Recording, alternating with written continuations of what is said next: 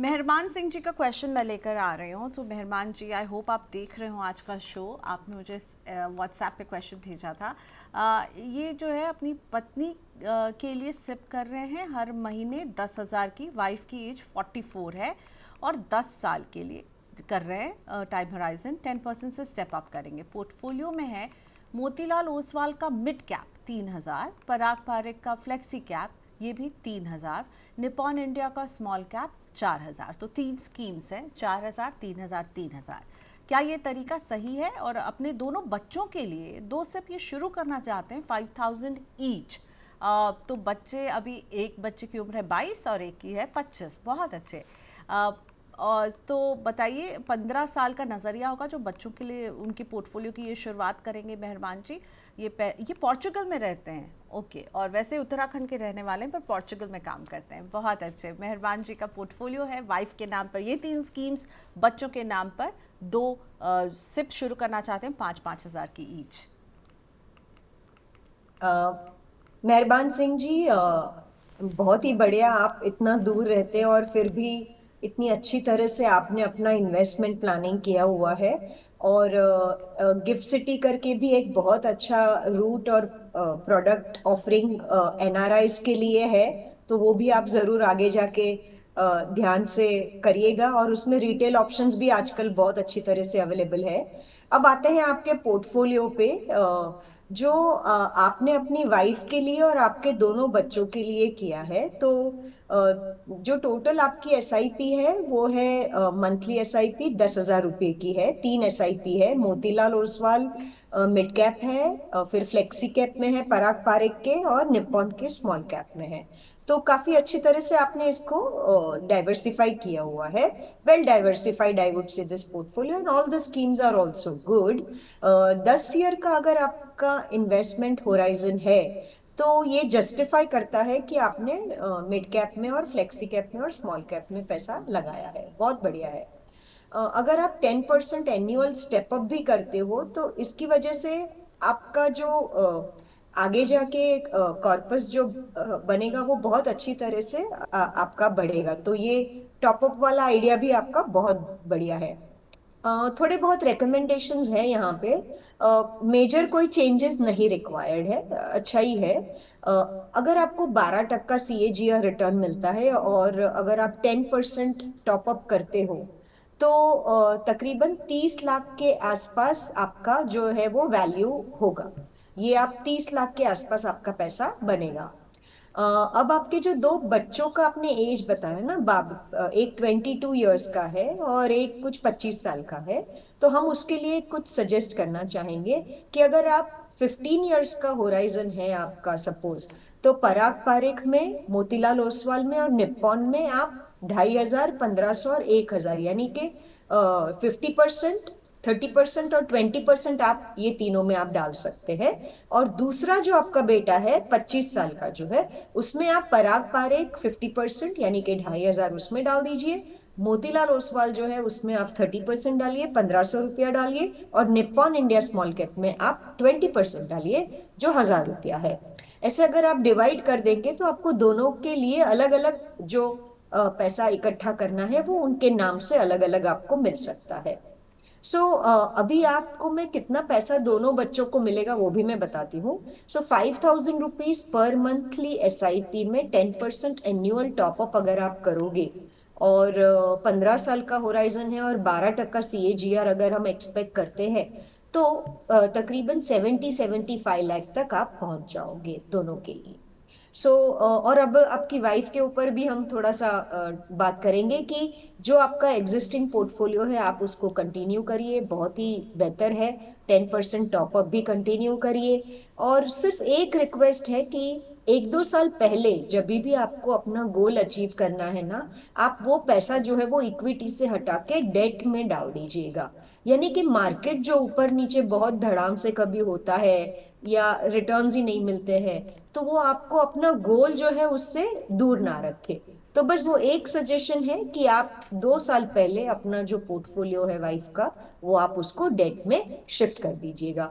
Overall जो आपका investment approach है वो बहुत ही वेल स्ट्रक्चर्ड है, डिसिप्लिन्ड है, और बहुत ही अच्छी तरह से आपने अपने फैमिली के लिए प्लानिंग करी है, सो कॉन्ग्रेचुलेशंस। ओके, सो मेहरबान जी, बहुत अच्छी प्लानिंग है, सही जा रहे हैं। जो करना है वो मैम ने आपको बता दिया है। अगला क्वेश्चन मैम मैं पिक कर रही हूँ यूट्यूब से, ठीक है। यूट्यूब से ये क्वेश्चन जो है ये आया है हमारे पास, 1 सेकेंड, ये सबसे पहला क्वेश्चन था मोहम्मद शाहिद आलम जी का। सो इनका जो है 36,000 की अमाउंट की ये सिप कर रहे हैं, जिसमें इनके पास है सभी में 6,000 का डिवीजन है। सो निपॉन के मल्टी एसेट फंड में 6,000 की सिप, पराग पारिक के फ्लेक्सी कैप में भी 6,000 की सिप, बंधन का स्मॉल कैप 6,000, कोटक का मल्टी कैप 6,000, मोतीलाल का लार्ज एंड मिड कैप 6,000 और ईडलवाइज का mid cap 6,000। 36,000 in all. 12 years तक इन्वेस्टमेंट करेंगे, 1 करोड़ पर पहुंचना चाहते हैं। कैटेगरी वाइज मल्टी एसेट है, फ्लेक्सी कैप है, स्मॉल कैप है, मल्टी कैप है, लार्ज एंड मिड कैप है और मिड कैप है। पोर्टफोलियो अच्छा है प्रियंका जी, और काफी डाइवर्सिफाइड भी है। मैं बस वही देख रही थी कि थोड़ा सा मिड कैप वगैरह में ओवरलैप है, क्योंकि मिड कैप में उनका पोर्टफोलियो थोड़ा ज्यादा टिल्टेड है। तो अगर उनको लगता है कि मिड कैप से हटा के कहीं और डालना है, और कहीं पे भी मुझे मल्टी एसेट एलोकेशन फंड या गोल्ड एंड सिल्वर या वो नहीं दिखा, तो नहीं, अगर मल्टी एसेट है मैम, पहली इसकी मल्टी अच्छा, एसेट ही निप्पॉन है। इंडिया मल्टी एसेट है, yes okay fine. Yes, multi so I asset भी है और थिंक, मल्टी कैप भी है। मिड कैप हाँ शायद ठीक है। आप क्योंकि ईडलवाइज का मिड कैप भी है, मल्टी कैप में भी मिड कैप होगा, फ्लेक्सी कैप में भी मिड कैप होगा और Motilal large and mid cap में भी मिड कैप होगा, इसलिए मिड कैप हैवी लग रहा है।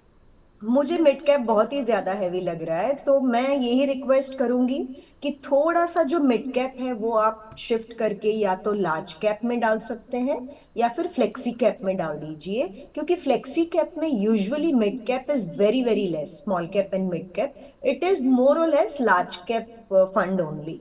तो ये एक पोर्टफोलियो सजेशन रहेगा। और जो इनका 1 करोड़ का टारगेट है वो, यस, ये मैं वही कैलकुलेट कर रही हूँ, शायद उनको थोड़ा सा अगर टॉप अप करेंगे तो पहुंच जाएंगे, मोर और लेस पहुंच रहे हैं, क्योंकि ऑलमोस्ट 40,000 तक उनका इन्वेस्टमेंट, अगर वो या तो 40,000 कर दे तो पहुंच जाएंगे, या फिर 5% टॉप अप करेंगे तो 1 करोड़ तक वो जरूर पहुंच जाएंगे अपनी एसआईपी में। लेकिन शर्त यह है कि कंटिन्यूअसली उनको ये करना पड़ेगा, और स्टॉप नहीं करेंगे बीच में, तो ही ये अमाउंट तक पहुंच पाएंगे। और मिड कैप को अगर कम करें तो फिर कहाँ पे इन्वेस्ट करें, कौन सी कैटेगरी में डाइवर्सिफाई करने की आपको ज़रूरत लग रही है? आइदर फ्लेक्सी कैप और लार्ज कैप, क्योंकि already multi asset allocation fund है उनके पास, या तो फिर प्योर गोल्ड एंड सिल्वर में अगर उनका नजरिया है, 5 इयर्स होराइजन है, तो वो उसमें भी डाल सकते हैं। ऑल राइट, चलिए, तो शायद जी इसका ख्याल रखिएगा। अगला क्वेश्चन जो है, इन व्यूअर का नाम हमारे पास नहीं है, हम कॉल करने की कोशिश कर रहे थे। राहुल त्रिपाठी, ओके, ओह चलिए, फ़ोन पर भी हैं और राहुल त्रिपाठी जी इनका नाम है, और पोर्टफोलियो उन्होंने बहुत अच्छे से सारी बातें एक्सप्लेन करके भेजी हैं। सो अल्पा मैम इनफैक्ट कॉम्प्लीमेंट दे रही थी कि मनी 9 के व्यूअर्स जो हैं वो बहुत अच्छे से अपने पोर्टफोलियो को भेज रहे हैं। सो ये कॉम्प्लीमेंट जो है मैं अल्पा मैम का आप लोगों को पास ऑन कर रही हूँ, और राहुल जी से बात करते हैं। नमस्ते राहुल जी, बहुत स्वागत है। नाम पता चल गया क्योंकि आपके क्वेश्चन में आपका नाम नहीं था। अब ये भी बता दीजिए कहाँ से जुड़े हुए हैं, किस शहर से? अहमदाबाद, गुजरात से हैं। गुजरात से, ठीक है। तो ये कितना पुराना जी जी पोर्टफोलियो है आपका? जी मैम, कितना पुराना पोर्टफोलियो है? ये मेरा ज्यादा नहीं, 4-5 साल पुराना होगा, बट मैं बीच बीच में टॉप अप करता रहता हूँ। ठीक है, क्या करते हैं आप, जी, क्या एज है आपकी? मेरी 36 एज है, अभी मैं जॉब करता हूँ। ठीक है, तो मैं आपका पोर्टफोलियो पढ़ना शुरू करती हूँ, फिर आप अल्पा मैम से पूछ सकते हैं जो आपके सवाल हों। जी जी ठीक है, तो आपने बताया कि आपके टोटल जो इन्वेस्टमेंट आपने किया है वो 22 लाख किया है, और आपकी करंट पोर्टफोलियो वैल्यू 25,45,000 पर पहुंच गई है। सिप का पोर्टफोलियो ये रहा हमारे सामने। पराग पारेख का फ्लेक्सी कैप 13,000 की सिप, कोटक का लार्ज एंड मिड कैप यहाँ पर भी 13,000 की सिप है। निपॉन इंडिया का स्मॉल कैप 10,000 की सिप यहाँ चल रही है। आईसीआईसीआई के नास्डैक 100 फंड में कर रहे हैं राहुल 5,000, एचडीएफसी के मिड कैप फंड में 15,000 और आईसीआईसीआई के मल्टी कैप में 4,000 की सिप। अब आते हैं जो इन्होंने हमें भेजा है, जो मुझे लग रहा है ये लमसम पैसा यहाँ पर जो है। मोतीलाल ओसवाल का मिड कैप 3,18,000, एचडीएफसी का Sensex index fund 2,41,000, Axis small cap 1.76 lakh. एक बार इनसे क्लैरिटी ले लेंगे, ये इनका लमसम निवेश है या इन्होंने पहले इन्वेस्टमेंट किया है। आदित्य बिरला का यूएस इक्विटी फंड, मेरे एसेट का ELSS, Tata small cap, quant ELSS, Invesco का स्मॉल कैप। पीपीएफ में 1 लाख हर साल कंट्रीब्यूशन दे रहे हैं। टारगेट है 70 lakh after 11 years for first kids education, 1 crore after 15 years for second kids education and 6 crore जो अपने रिटायरमेंट के लिए। ओके राहुल जी, और क्या पूछना चाहेंगे? बहुत ये जो लमसम वाला अमाउंट है, ये आपने लमसम यहाँ पर डाला है या ये एक्यूमुलेटेड अमाउंट है, क्या है ये? नहीं, ये मेरा इसमें पहले एसआईपी था। जैसे मोतीलाल का मैं पिछले 2 साल से देख रहा हूँ परफॉर्मेंस अच्छा नहीं है, तो मैंने उसको होल्ड करके एचडीएफसी में चालू कर दिया था। ओके, तो यहाँ ये जो स्कीम्स है इसमें अभी होल्ड रखूं बाकी? ओके, इसमें पहले आपने सिप किया था, ये पैसा यहाँ पर जो जमा है, राइट? जी जी जी जी। ओके ओके, ठीक है मैम। अच्छा राहुल जी, कोई सवाल अल्पा जी से? मोतीलाल में क्या करूं, पैसा होल्ड रखूं या निकाल लूं? और जो मैं केनरा में स्मॉल कैप में कर रहा हूं, क्या उसमें बंधन स्मॉल कैप में भी जा सकता हूं क्या? 5,000 बंधन, 5,000 केनरा रुपए को। ठीक है, और ये ईएलएसएस क्यों लिया? आप क्या टैक्स छूट का फायदा लेते हैं? वो मैं पहले, हाँ जी, पहले करता था वो टैक्स के लिए, बट अभी नहीं कर रहा हूँ उसमें भी वो 3 साल लॉकिंग है, इसलिए अभी निकाल नहीं पा रहा हूँ। ओके ठीक है। अल्पा मैम क्या कहेंगी आप? बहुत अच्छे से इन्होंने सब कुछ समझा दिया है, so over to you. Rahul Tripathi ji, बहुत ही अच्छी तरह से आपने डिटेल में हमें पोर्टफोलियो दिया है, तो हम बेहतर एडवाइस दे पाएंगे आपको। सो मेरे हिसाब से आपका जो लमसम इन्वेस्टमेंट है, मैं थोड़ा कैलकुलेट कर रही थी, तकरीबन 25 लाख के आसपास होना चाहिए। और आप पीपीएफ में 1 लाख डाल रहे हो और आपने ईएलएसएस में भी डाला है, तो ये टैक्स प्लानिंग आप ओल्ड रेजिम में अंडर सेक्शन 80C शायद आपने ये इन्वेस्टमेंट किया होगा, जो अच्छी बात है। अब आपकी जो करंट एसआईपीज टोटल में कर रही थी अभी, तो 60,000 रुपीज की आप पर मंथ करंट एसआईपी कर रहे हो, जो बहुत ही अच्छी अमाउंट है। और आप अभी तो सिर्फ 36 ईयर्स के ही हो, यानी कि 15 साल तक तो आप इसको आराम से कर पाओगे, और आपका वेल्थ क्रिएशन जो है वो बहुत शानदार होना चाहिए, क्योंकि आपका अमाउंट कंट्रीब्यूशन भी बहुत अच्छा है और आपके पास समय भी है।